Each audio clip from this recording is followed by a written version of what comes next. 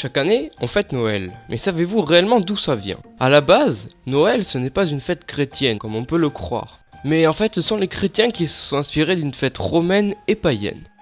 Donc les païens célébraient les solstices d'été, c'est-à-dire les jours les plus longs de l'année, l'été, et les solstices d'hiver, les jours les plus courts de l'année en hiver. Et à l'époque de la Rome antique, on fêtait les Saturnales, on célébrait le dieu Saturne pour que l'année suivante se passe du mieux possible.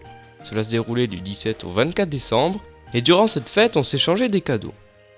Et pour pouvoir convertir le plus de monde possible au christianisme, le pape Libère et l'empereur Constantin décident de faire un mixte entre la fête païenne et la fête romaine. Et en 354, ils décident que Noël sera fêté le 25 décembre. Comme ça, tout le monde retrouvera à peu près sa fête. La crèche de Noël, qui met en scène la naissance de Jésus, est une tradition apparue en Italie au XVe siècle. Le sapin de Noël, quant à lui, il serait apparu en Allemagne en 1521. La bûche de Noël, qui est notre dessert traditionnel du réveillon, rappelle la tradition de mettre dans la cheminée une grosse bûche en début de soirée le 24 décembre, et cette bûche devait brûler pendant toute la soirée. Et le mot Noël, parce que je vous en parle depuis tout à l'heure, vient du latin dies natalis, qui veut dire jour de naissance, on parle aussi de nativité, et cela fait référence à la naissance de Jésus. Le Père Noël, il aurait été inspiré du Saint Nicolas, qui est le protecteur des enfants, des veuves et des gens faibles.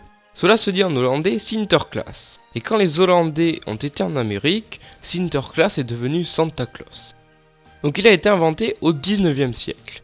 Il est représenté pour la première fois en 1868, mais on le représente de plusieurs façons, de plusieurs couleurs. Et Coca-Cola, il décide de s'approprier le Père Noël, et pour cela il va lancer une énorme campagne publicitaire, et il va représenter le Père Noël à la couleur de Coca-Cola, c'est-à-dire en rouge et blanc. Et ce nouveau look va faire le tour de la Terre. En parlant du Père Noël, je sais pas si vous le saviez, mais il existe la ville du Père Noël. Elle se trouve en Finlande, plus précisément dans la ville de Rovaniemi, où l'on est plongé dans le monde merveilleux de Noël. Et ce site touristique a même le luxe de se payer la compagnie aérienne officielle du Père Noël. La classe quand même. Si vous envoyez une lettre par la poste au Père Noël, il vous répondra. Mais comment ça? En effet, depuis 1962, la Poste a mis en place un service gratuit qui permet aux enfants du monde entier d'avoir une réponse du Père Noël à leurs lettres. Toutes les lettres avec l'adresse du Père Noël ou autre seront toutes redirigées au secrétariat de Libourne et va répondre à toutes ces lettres. Ce service marche plutôt bien parce que l'an dernier, c'est 1 285 000 lettres du monde entier qui ont été adressées au Père Noël. Beaucoup de pays dans le monde fêtent Noël, mais ils ont tous des plats et des traditions différentes. En France, on a le célèbre foie gras, le saumon, la volaille, la bûche de Noël, etc. En Allemagne, par exemple, ils ont une noix grillée avec des pommes et des choux rouges, et une brioche en dessert. En Russie, ils ont également une noix farcie de pommes, et en boisson, ils vont boire du thé de chai et surtout de la vodka. Et comme tradition, en Italie par exemple, le sapin se fait le 8 décembre. Pas avant ni après, c'est le 8 décembre. Et d'ailleurs en Italie, le 8 décembre est un jour férié, c'est le jour réservé pour faire le sapin de Noël. D'ailleurs, on va s'amuser à dire Noël dans différentes langues. Donc en Allemagne, Joyeux Noël se dit Fröhlich Weihnachten, meilleur accent allemand. En Italie, il se dit Buon Natale ou Buon Natal. Aux États-Unis, il se dit Merry Christmas.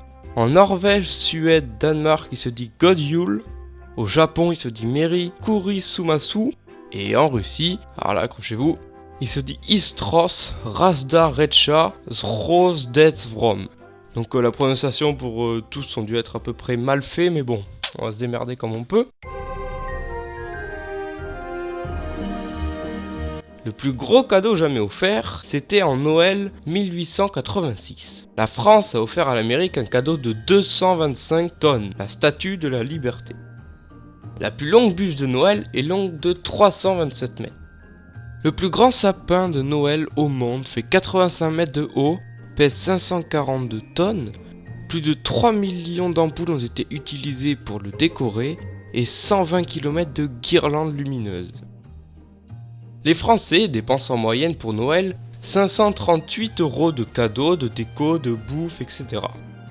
D'après un sondage, le cadeau le plus redouté des Français, c'est le fer à repasser. J'ai bien aimé ce petit truc, je trouvais ça sympa. 40 000 tonnes de chocolat sont mangées pour les fêtes de fin d'année, c'est énorme. Bon, on arrive à la fin de ce tout savoir sûr, j'espère que j'ai pu t'apprendre plein de choses sur Noël, j'espère que tu as passé de bonnes fêtes ou que tu vas passer de bonnes fêtes, et je te donne rendez-vous dimanche prochain pour parler de Coca-Cola. Voilà, on en a parlé un peu ici, et bien on va continuer dimanche prochain. Voilà, allez, ciao tout le monde!